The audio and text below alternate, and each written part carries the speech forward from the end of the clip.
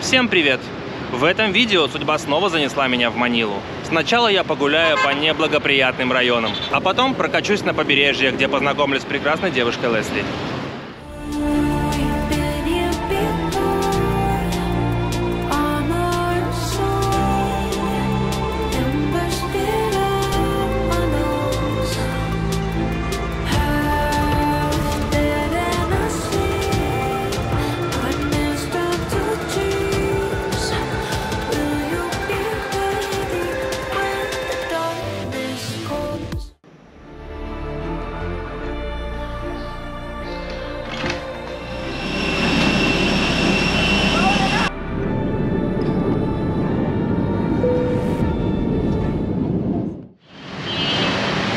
Всем привет! Судьба снова забросила меня в Манилу, где я проведу какое-то время. Я только что прилетел из Думагети, и сразу бросается в глаза смог и серость этого города. Я сейчас всячески попробую избежать поездки на такси, потому что самые главные разводилы тут это таксисты. Например, в прошлый раз я сел в такси, у него по счетчику накапало там что-то песо 200. И он такой, ну типа ты добавь еще 150 песо. Я говорю, почему? Ой, бензин подорожал, а счетчики забыли переделать. Поэтому сейчас я хочу избежать поездки на такси до своего отеля и попытаться поймать джипни. Посмотрим, что из этого получится. Это видео будет о моей поездке в Манилу. У меня нет какого-то особого плана на это видео. Просто попытаюсь снимать, что я делаю и куда я езжу. Я, если честно, белой завистью завидую своему коллеге Сереге, который может просто из головы наговорить минут 20 контента. Мне же надо все планировать, прописывать заранее.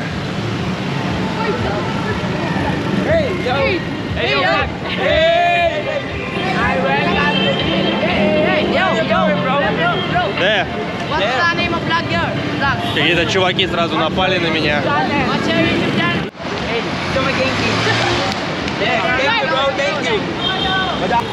Я хочу сейчас выйти на хайвей, который по прямой ведет до моего отеля, чтобы не ошибиться с джипней. No, I don't have. Скажи по-русски, я дам тебе соточку. Они уже не отстают, метров, наверное, 100. Реально очень наглые дети. Я им сказал, ну типа нету у меня мелочи. Я им 100 раз сказал, нет, ничего нету. Что бросается в глаза по сравнению с Думагети, нашим ты один раз сказал нет. И он уходит, не пристает, не докапывается. А эти бегают, трогают тебя, следуют за тобой, толкают, пихают. А ему... Я уже накричал на них, сказал, отстаньте. В свой адрес послышались факи, fuck you. Проклятия, короче, детские. Так что не успел приехать, я уже был проклят манильскими детьми.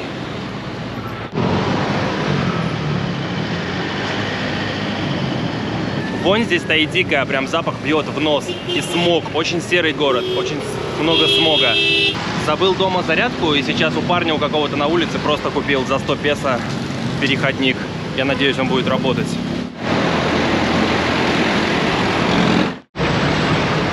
Манила, конечно, очень колоритный город после Думагети. Это суета и трафик сбивают с ног. Я сейчас вышел на трассу, где до моего отеля по прямой 10 километров. Попытаюсь сесть в джипню.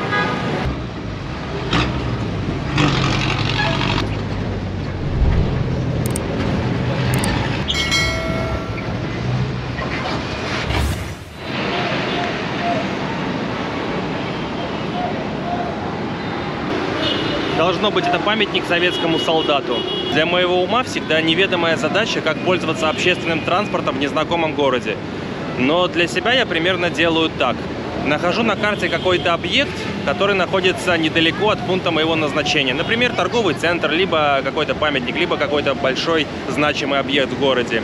И пешком выхожу на трассу, которая ведет до этого объекта по прямой. Там я ловлю джипню, либо автобус. Ну и заодно спрашиваю у пассажиров, доеду ли я до этого объекта или нет.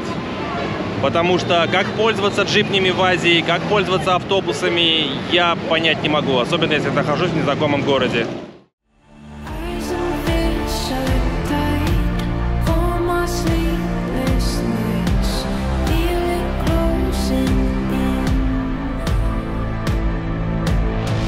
Don't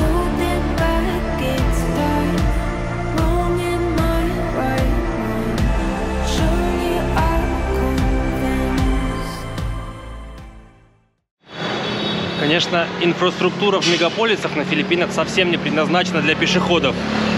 Что такое тротуары, они, может, и слышали, но что их нельзя заставлять машинами, нет. И вынуждают пешеходов идти посреди дороги.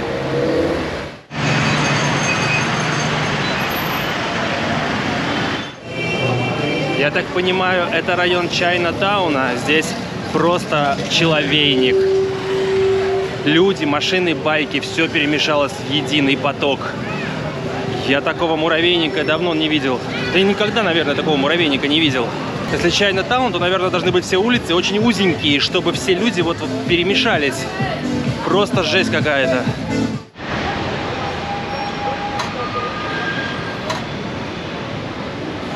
Среди бездушных высоток нет-нет, да и проклевывается интересная архитектура.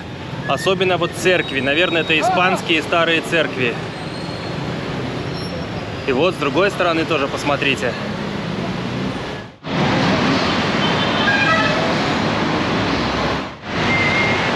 А это что за лавочка такая, интересно? Что это он тут такое продает? Аптека, может? 5-й этаж. Комната 5М.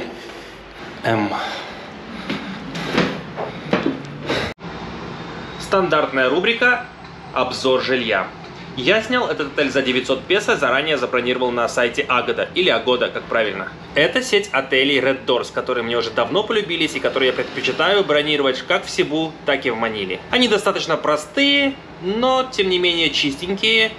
Есть Wi-Fi и кровать. Этого мне вполне достаточно.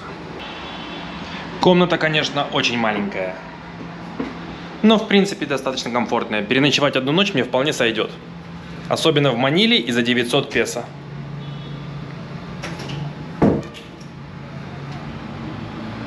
Бывало хуже и дороже.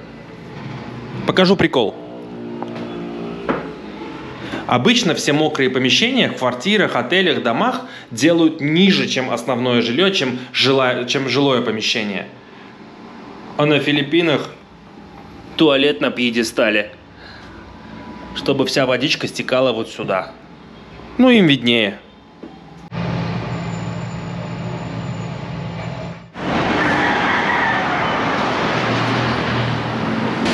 Вот что всегда хочется делать в Маниле, так это поскорее с нее свинтить. В прошлый раз еще я был в районе Макати, в деловом районе. Это благополучный район, чистенький, ухоженный, с бизнес-офисами и высотками. А сейчас я прям попал в настоящую городскую атмосферу. С бомжами, трущобами, людским трафиком вперемешку с автомобильным и мотоциклетным трафиком. Сейчас я хочу найти автобусную остановку и уехать из Манилы, поехать вниз острова Лузон в район города Луцена на разведку.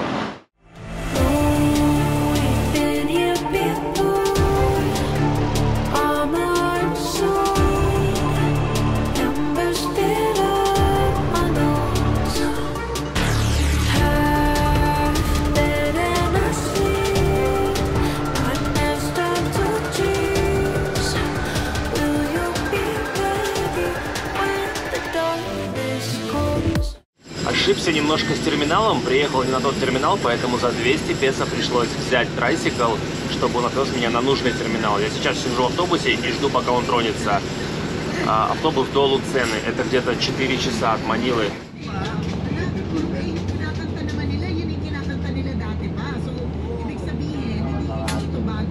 Я пока остановился в городе Канделария. У меня здесь живет подруга, ну как подруга, по Фейсбуку. Я ее не видел ни разу. Вот хочу встретиться, может расскажет, да покажет что-нибудь интересное здесь. Рубрика «Обзор жилья». В городе Канделария вот такой отель снял за 1500 песо. А выбрал я его потому, что он тут единственный, и других выбрать не давали. За 1500, конечно, перебор.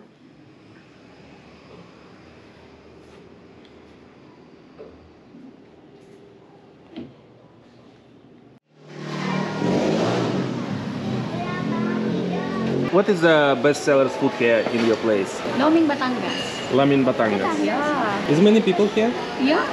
Every day? Yes. Знакомьтесь, это Лесли, моя подруга на Facebook. Мы только что познакомились вживую, но до этого мы переписывались в чате. Она меня встретила и накормила за свой счет обедом. Tell me about your business. What are you doing here, except eating ice cream? Since I love cooking, I really enjoy managing my business, which is like cooking Filipino dish, pizza, and other kind of food that I know I earn money. How you sell it? I sell it online. Do you supply some sellers, or you just work for yourself? So far, not yet, but I have a plan to supply other fast food here. Next question, please. If you will become a pet, what kind of pet? It depends on the owner. Yeah, it's not my talent to like Just try. try it. It takes a lot of time. We're not in a rush. I didn't expect your visit in my province. But I tell you, when I will go to Manila, I will visit you. But I thought my flight will be in January or February. How many languages you have here? I can count. It's like Hundreds. 100 dialect. Очень странно себя чувствую в этом городе, потому что иностранцев нету от слова совсем. Я тут единственный бледнолицый, и все таращатся, как на обезьянку. С Лесли я познакомился на Фейсбуке, и какое-то время мы просто переписывались. Когда я приехал в ее город, она меня встретила, накормила обедом. Мы посидели, пообщались, а позже она провела мне экскурсию по своему городу, после которой вечером мы отправились в бар, чтобы посидеть и отдохнуть после тяжелого дня. Leslie, how are you? I'm good. What do you feel? A little bit dizzy. Dizzy of why? Of happiness? Huh? Dizzy of happiness. Yes, it's not yeah. Like what I told you, I'm not drink. Мы покидаем Канделарию, маленький милый провинциальный городок, и сейчас мы с Лесли, но не с Нильсоном, поедем на пляж, посмотрим пляжи и резорты там. От города Канделария до побережья было около 20 километров, поэтому мы поймали трицикл, который обошелся нам 500 песо.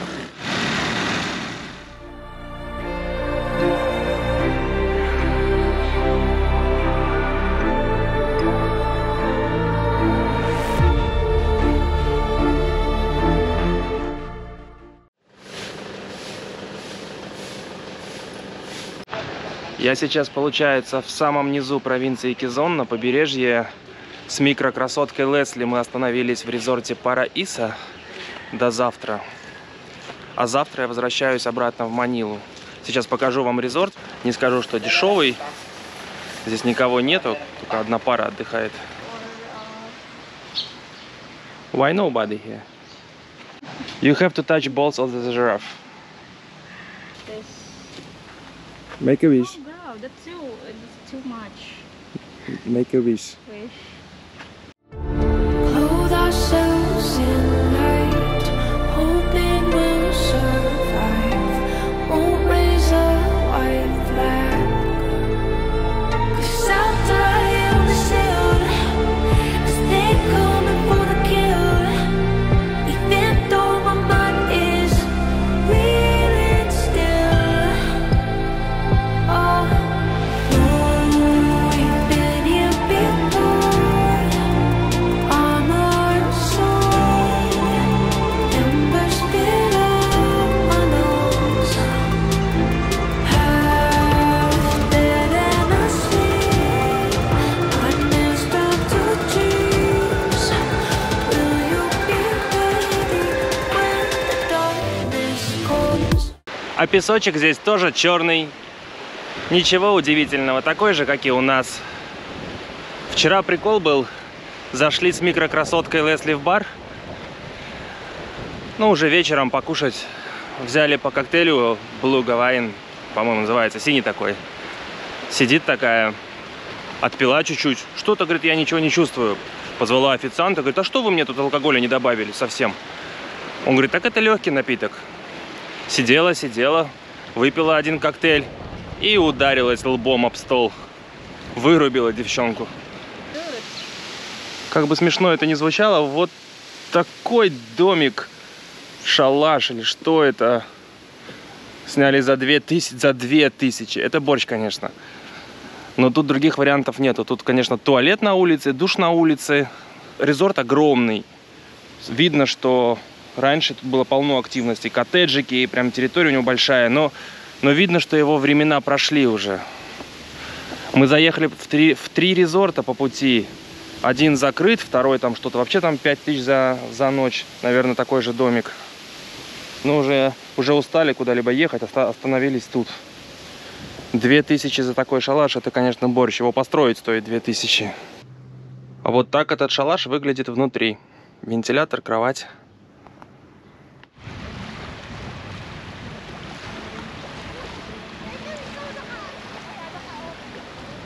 Что я могу сказать про этот резорт? Я не могу его порекомендовать. Комфортом там и не пахнет, да за такие деньги. Нормального туалета нет, нормального душа нету. Этот шалаш за 2000 уже ветхий. Ну, из плюсов это большой бассейн и хороший чистый пляж с хорошим заходом в море, без камней, без кораллов. Видно, что когда-то резорт был популярен, много беседок, огромная территория, но, наверное, пандемия подкосила его. Вообще грустное зрелище. Мы проехали 3 резорта, один был закрыт, в одном цены конские, и остановились в этом, потому что, ну, чуть-чуть подешевле, чем в предыдущем. Они, наверное, выживают за счет вот этих вот случайных каких-то залетных посетителей. Мы были одни, в резорте никого, мы и еще там залетная пара. На пляже тоже никого нету. Ночью почти не спал, комары чуть не утащили снова к детям в гнездо. What are you doing here? I'm just taking a selfie before. Don't pee here on the beach. I'm not. Just on the pool or just in the pool. Ew. Yeah, that's my talent. Pee in the pool? Yes. You're so talented. С побережья нам предстояло вернуться обратно в Канделарию. Мы поймали трицикл, который довез нас до Хайвея, а там мы пересели в джипню. Джипнями называют, если кто не знает, филиппинские маршрутки, разновидность общественного транспорта.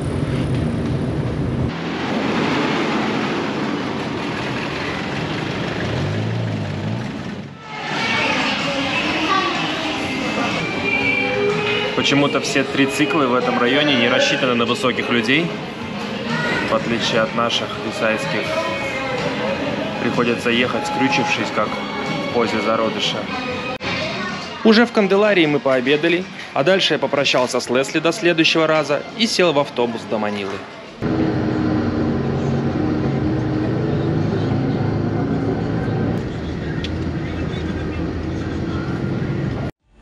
Eyes and fish are tight for my sleepless nights.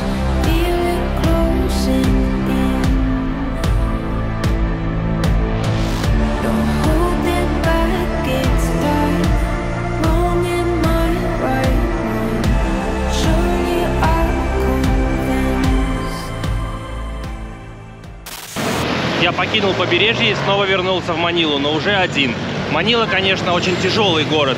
Суетной, сумасшедший трафик, эти многоуровневые автомобильные переходы, под которыми живут бездомные, сводят с ума. Много бедных людей, много каких-то сумасшедших людей. Бездомные постоянно очень нагло пристают, хватают за руки. Очень тяжелый город по сравнению со спокойной, неторопливой жизнью в Думагете, а также не самый дешевый и не самый безопасный. Как вам многоэтажка? Хотели бы жить в таком многоэтажном доме?